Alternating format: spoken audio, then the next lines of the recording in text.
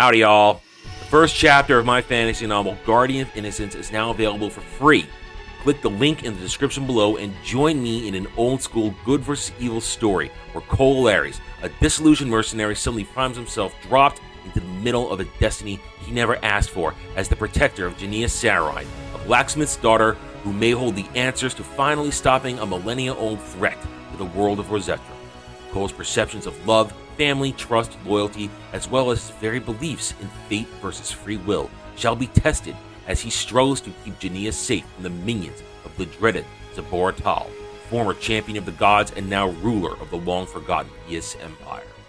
Click the link below, enjoy the first chapter, subscribe to my YouTube channel, and help it grow so that I can bring you the full story in the near future. Thank you, and enjoy the video. Howdy, y'all. I am Adam, the Renaissance Nerd. I have a process when I get started on my day, and today is no different. I get up, I wake up, I do some things to get myself going for the day. I look at the real world. Let's see what's going on in the real world. And then I begin cruising the internet, looking for ideas for videos on the day. If I don't have any going into today, check the websites, check YouTube itself, see if anybody else is talking about something. And then if they are talking about something, before I watch their videos, I research it, get my own take, and then I put it out there. The part of the thing is I have to have an opinion. I'm an opinion channel. I'm a review channel. Bit of a gaming channel now, I guess. Not a breaking news channel. I gotta have a connection to a theme, a concept, an overall story that I've been talking about for a while.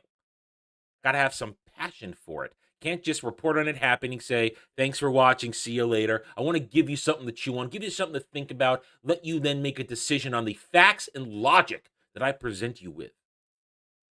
And if you've been any sort of denizen of my channel, any sort of continuing follower, you know that I love real Star Wars. Real Star Wars is my first franchise, my original franchise, the one thing closest to my heart than anything else in this entire nerddom universe that we live in. I love real Star Wars. I've been watching them since I was 2-3 years old. I've been playing with the toys since I was 2-3 years old.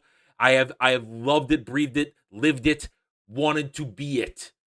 Whenever we played Star Wars as a kid in the playground, I was Han. I made sure I was Han Solo. I was Han Solo. I love real Star Wars. I hate Disney Star Wars because it is disgusting. It is abominable. It is shameless. It is soulless. So when I see a story like this, when I see Disney Star Wars news in general, I have to make a choice. Do I make a single video? Is it big enough for me to make a single video, or do I have to lump it in to my dumb Disney Star Wars segment on a live stream where I connect it to other dumb stuff and we just rant about it for a little while? But no, today's story that I have stumbled upon, thanks to bounding into comics, one John F. Trent, has delivered me something to get angry about. Angry, righteous fury.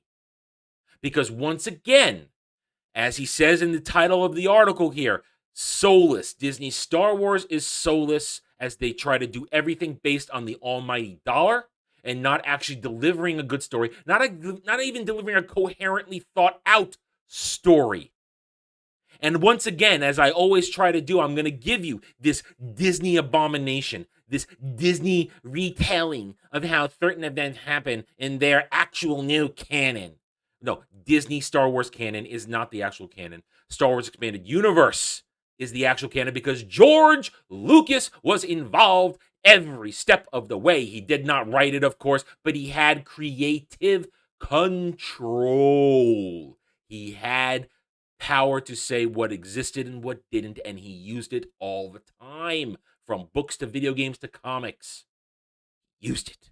And that is why the expanded universe is real Star Wars. So we're going to have Disney Star Wars, and then, as always, when I have the opportunity, I'm going to stand it up against actual real Star Wars, the EU, actual events that show real love, real appreciation, real homage to the faith, to the spirit of George Lucas's Star Wars. So they got a book here. They got a book. I'm trying to control myself. They got a book, a cash grab novel about Han and Leia's wedding and honeymoon. So they are linking this to their Galactic Starcruiser. There's the cash grab. They're trying to get you to want to go to the Halcyon because that's where Han and Leia had their wedding in Disney canon Star Wars. Whee! Oh my God! Remember, the Galactic Starcruiser it's on fire. It's on fire. Nobody likes this. It has been cringe and weepy and stupid. And oh my God, how bad has it been? How bad has it been? People have been canceling. People have been canceling their reservations in droves. What was once booked, heralded as being booked 4 months in advance. Now, yeah, not booked, open spots, summer completely open. But that doesn't stop Disney from doing this, from saying that their new hotel was where Han and Leia was married in the Disney canon timeline.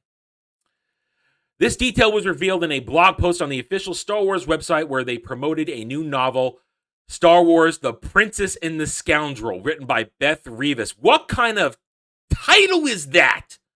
I came up with better titles as a 10-year-old because I actually loved Star Wars.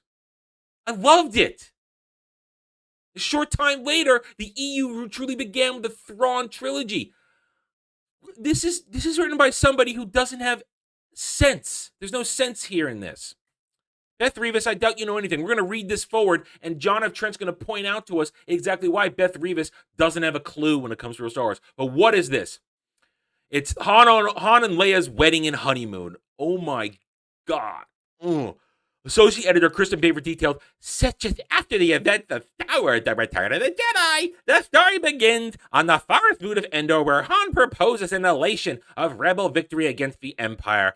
After a ceremony at the site of the victory celebration at the end of the film, the newlyweds depart for a honeymoon aboard the Halcyon Starcruiser.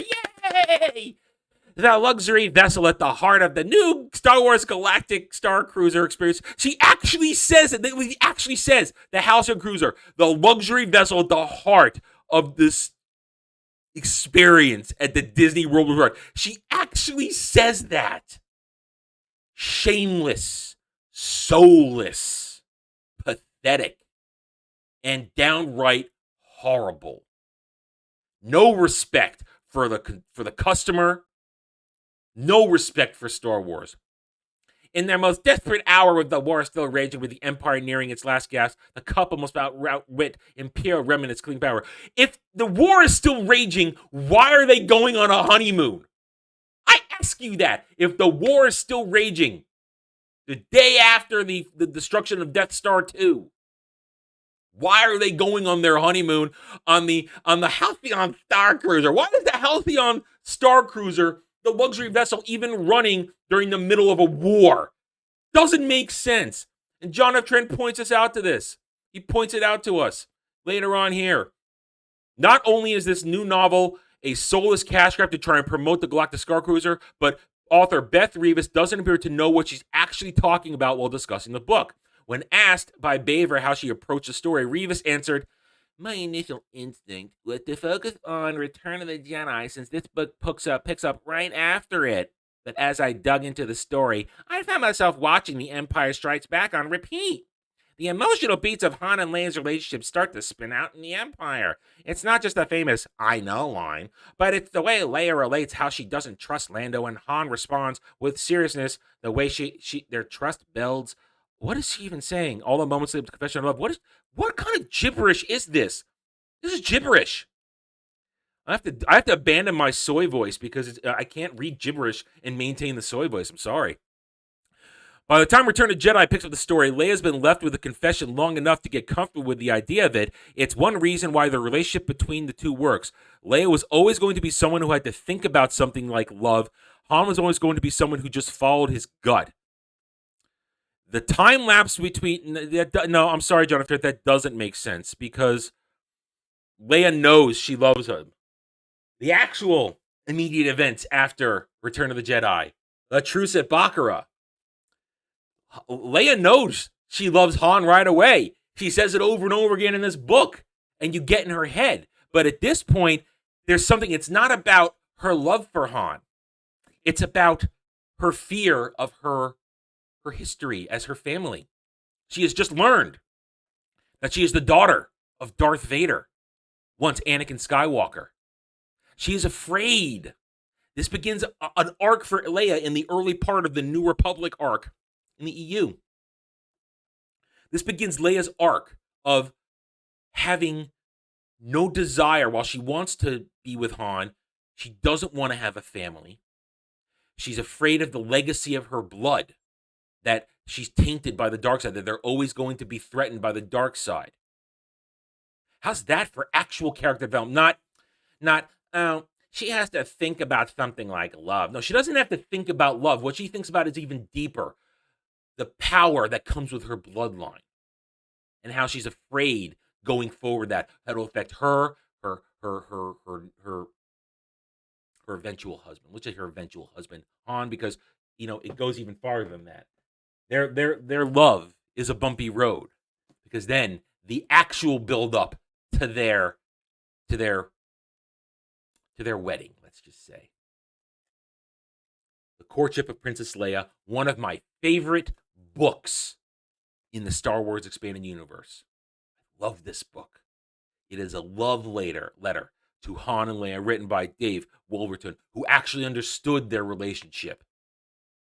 That Leia, at this point, it's not always just about love, but it's about commitment to the cause, to the New Republic.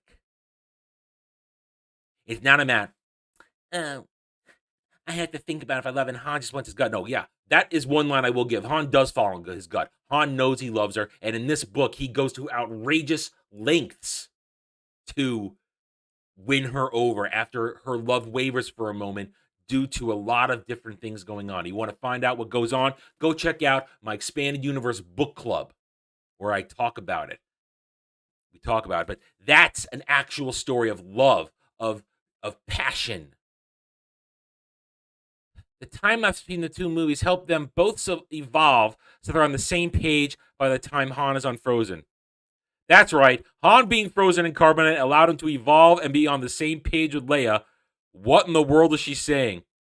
I mean, he's not evolving. John F. Trent is absolutely right here. That's why I'm not paraphrasing, because John F. Trent hits it on the nose. He's in carbonite. In another moment of What in the World Are You Thinking, Reeves discusses how hard Han and Leia work to stay in love. One thing that I love about the new movies is that Leia and Han don't actually end up in an idyllic, perfect family life that we like to think of as happily ever after. Instead, they have to work for decades to remain in love and consistently choose to make that happen. Wow. So you're okay with deadbeat dad Han. You're okay with that. You're okay with Leia abandoning her son. You're okay with all of that. They are literally separated from each other and have stopped working on their marriage in Disney Star Wars canon. Leia even tells Han that when she sent Ben Solo to go train with Luke, she lost both Ben and Han. So that is ridiculous. They can't even keep track of their own ridiculous timeline content. Revis attempts to justify, even if they're apart, they're still in love, not because of fate, but because they choose to be. And that's stunning.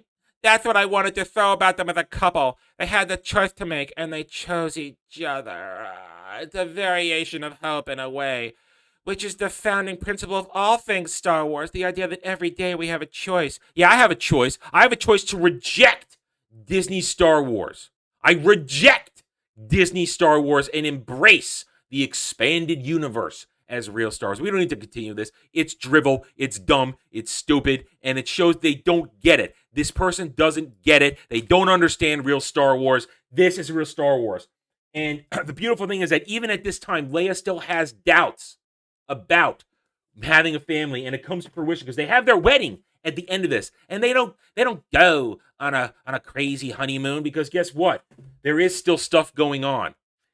The war is still going on in all of these books. There is no going on a honeymoon, because shortly right after they're married, they go on another mission right away. Tatooine Ghost. This is an excellent self-contained little story about their relationship, about looking to the future. And Leia's arc of coming to grips with her bloodline and deciding, I want to have a family. Like, Han wants a family so desperately. I am going to do this. I'm going to give him that family that he wants so desperately. And they don't abandon their children. If you keep, as we keep going in the books, they do everything for their children. They do everything for the New Republic. And there's the constant stretch in Leia's life between duty and family. Her duty to the New Republic, her duty to her family, what she needs to be there, and her duty to herself as a Jedi. And it takes her decades to finally finish her training. And that's the glory. You see the glory of the expanded universe. It stands above just they went on a honeymoon in the Halcyon Starcruiser that you can go stay in for $6,000 a night. They adhere to the mission and to themselves. They don't just go flit off. There's an actual story in the expanded universe. Not, oh, this is how their love stands. No, their love stands the test of time when you look at the events of the expanded universe, the highs, the lows, the loss. They suffer so much loss together, both familial and in the circles of their friendship. I'm not going to spoil things if you don't know what happens, but they have suffered so much loss, and it brings them closer together. They find new ground. They're not finding strength because they're distant and apart. They find strength in each other, being together. This person clearly doesn't even understand how love works in these fantastical settings. Grand, romantic, epic love. The love of Han and Leia, it's a grand, epic romance that stands the test of time. But in Disney Star Wars, since this is writing in Disney Star Wars canon, all roads lead to the Disney sequel trilogy. All roads lead to deadbeat dad. All roads lead to neglective mother and hapless leader Leia. In the expanded universe, Han Solo does not abandon his children. He does not abandon his family. He does not abandon his wife. His wife finds that delicate balance between duty to the New Republic, protecting her family, and eventually finding her way as a fully fledged, fully trained Jedi Knight. Do I even need to point out the superiority anymore of the expanded universe? Go read the expanded universe. Collect, protect, and preserve it. That is real Star Wars. This is not real Star Wars. Thank you. May the Force be with you. All right, I'm done. Thank you for watching this video. If you enjoyed it, I invite you to check out the rest of my channel. Check out my Expanded Universe Book Club playlist. Get caught up. We are currently on the Jedi Academy trilogy. Having fun. If you're new here, I invite you to subscribe to my channel. I also ask you to give me a like if you enjoyed this video. Hit the notification button. Share my videos if you like what I'm preaching. And by all means, leave a comment. Real comments are great.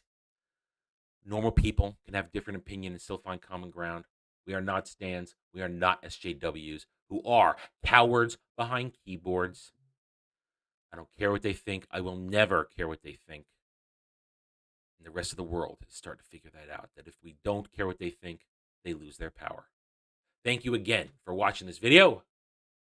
Take it easy. Thanks for watching, everyone. I don't do Facebook. I will never do Twitter. If you want to reach out to me, email me at therennerd@gmail.com. I'm on Getter now, @therennerd, the Geeks and Gamers forums under @ROAS, and you can also follow me on Odyssey @TheRenaissanceNerd. Thanks again for watching. Take it easy.